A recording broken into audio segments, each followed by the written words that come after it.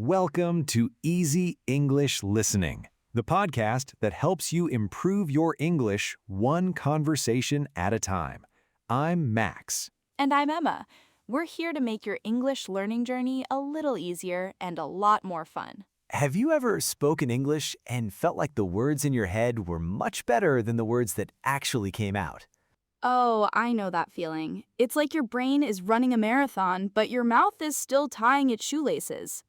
Exactly. You know all the grammar, the vocabulary, but making it sound smooth, that's the real challenge. Totally. It's the difference between knowing English and feeling like you can speak English. Well, if you've ever felt that way, you're in the right place, because today we're tackling a huge topic for every B1 and B2 learner out there: how to sound more fluent. And honestly, some fluent speakers are not using more advanced English than you. They are just using it differently. Right. Not just what to say, but how to say it so you sound natural, confident, and, well, more like you. We've got some great practical tips you can start using today. And definitely stick around to the end, because we have a special game-changing tip that helped me improve my fluency in English. Ooh, a game-changing tip. Can't wait. Okay, let's get into it. So, Emma, first things first.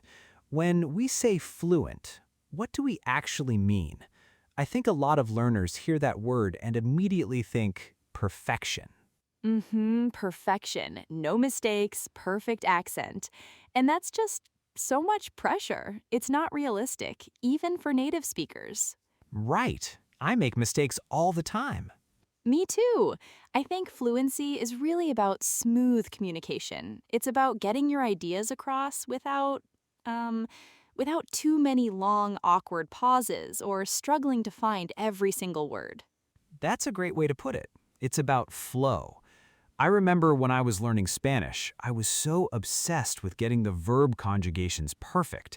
I'd stop mid-sentence to think, and the conversation would just die. Oh, yeah, the conversation killer. Totally. And one day, my friend told me, "Max, I understand you even if you use the wrong tense. Just keep talking." It was a huge relief. Fluency isn't about being a walking grammar book. Exactly. It's about connection. And one thing that really affects how natural you sound is intonation. And intonation is how your pitch, the high and low sounds of your voice, goes up and down when you speak. It shows emotion. It tells people when you're asking a question or making a statement. It's what makes speech sound interesting and not robotic. Ah, the music of the language. There's actually an interesting scientific reason why intonation matters so much. Oh, really? Yeah, studies in communication and neuroscience show that people don't just listen to words, they also react to tone, rhythm, and emotion in the voice. So even if your grammar isn't perfect, natural intonation can make you sound more confident, friendly, and easier to understand. Yes, it plays a huge role. So if you say, "You're going to the party," with a flat voice, it's a statement. But if your voice goes up at the end, "You're going to the party?" It's a question. Precisely, and getting that rhythm right is a huge step towards sounding more fluent. So to recap this first part, fluency is not perfection. It's about clear, smooth communication. And paying attention to the music of English, the intonation is key. Okay, so if fluency is about flow, how do we create that flow? Our first practical tip is something everyone can do right away. Use natural fillers and connectors. Yes, I think some learners are afraid to use words like like, or, they think it's a mistake. Right, but native speakers use them all the time. It's how we buy ourselves a little time to think. A little brain time. For example, if someone asks me what I did this weekend, I probably wouldn't just list things. I'd say something like, let's see. Well, on Saturday I went to the park and then, I met up with some friends. The and you know make it sound so much more natural than just a list. It sounds like you're actually thinking and having a real conversation. It's like the difference between reading a script and having a chat. A little bit of is perfectly fine. Just don't overdo it. Right, there's a limit. You don't want to sound like you're permanently buffering. Exactly. And then there are connectors, or as we can call them, connecting phrases. These are the words that link your ideas together. Words like so, anyway, right then, well. Oh, they're so important. They're like road signs in your speech. If you finish one idea and want to start another, you can just say, anyway, and it signals a change of topic smoothly. Totally. Or if you're telling a story and get a little sidetracked, you can say, so, where was I, to get back on track. Yeah, it's actually a fun fact. Studies show that conversations with these little connecting phrases are perceived as more friendly and engaging. It makes the listener feel like they're part of your thought process. That makes so much sense. You're guiding them. So the key idea for this tip is don't be afraid of fillers like and you know in moderation, and use connecting phrases to link your ideas together like a native speaker. Yep, embrace the And actually, another small thing that helps people sound fluent is learning words in chunks instead of individually. Collocations. Exactly. Words that naturally go together, like make a mistake, not do a mistake. Or catch a cold, not take a cold. Native speakers learn these little combinations naturally over time. All right, are you ready for the secret tip, the one I promised at the beginning? I'm on the edge of my seat, Max. Okay, it might sound simple, almost too simple, but the secret to sounding more confident and fluent is using the pause. The pause? You mean silence?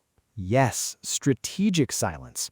When learners are nervous, they tend to rush. They speak really fast because they're afraid if they stop, they'll forget the words or the other person will interrupt. Right. That's a real fear.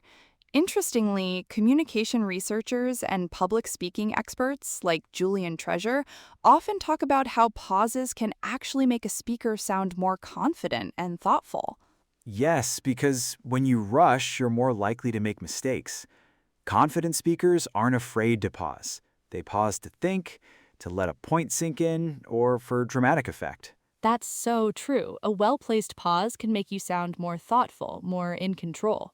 And interestingly, communication studies show that speakers who pause calmly are often perceived as more confident and trustworthy. Which is funny because learners usually think pausing makes them sound weak. Exactly. It gives you a moment to breathe and find the right word instead of filling the space with too many ums. It's about being comfortable with a little bit of silence. So the key is to slow down, breathe, and not be afraid to pause for a second. That's a great tip. And how can people practice this and the intonation we talked about earlier? Because honestly, fluency is not just knowledge, it is muscle memory too. This is where my favorite technique comes in. It's called shadowing. Shadowing? Like being a spy? Sort of. Shadowing is when you listen to a native speaker and you repeat what they say in real time, just a split second behind them. You try to copy everything, their pronunciation, their rhythm, their intonation, and their pauses. Oh, so you're literally their shadow. Exactly. You can do it with a podcast like this one, or a movie, or a YouTube video. You don't even have to understand every word at first. The goal is to mimic the sounds and the music of the language. That sounds like a really effective way to train your mouth muscles and your ear at the same time. It is. I actually did this when I was trying to improve my Spanish. I tried shadowing a news anchor, but his accent was from a region I wasn't used to. For a week, I walked around sounding very, dramatic. My friends made fun of me. I can just imagine, but it probably worked, right? It totally worked. It felt silly, but my intonation got so much better. It helped me feel the rhythm of the language instead of just learning rules from a book. That's brilliant. Okay, so let's do a quick review of our big tips for fluency. First, remember that fluency is about clear communication, not being perfect, and pay attention to the music of the language, your intonation. Next, use natural fillers and connectors to buy thinking time and guide your listener. And don't forget to learn words in chunks, not in isolation. Collocations are key. And finally, our secret tip: embrace the pause. Slow down to show confidence. You can practice all of these skills using the shadowing technique. Wow, that was a lot of information, but it all feels so achievable.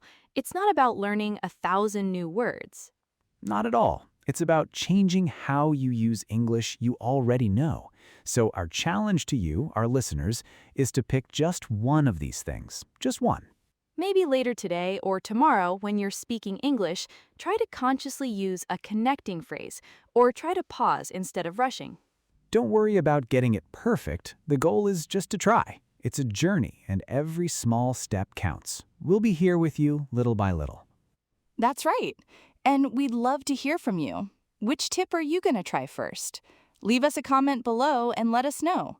Practicing by writing is a great step, too. That's all the time we have for today on Easy English Listening. Thanks for joining us. I'm Emma. And I'm Max. Keep practicing, and we'll talk to you next time. Goodbye for now. Bye, everyone.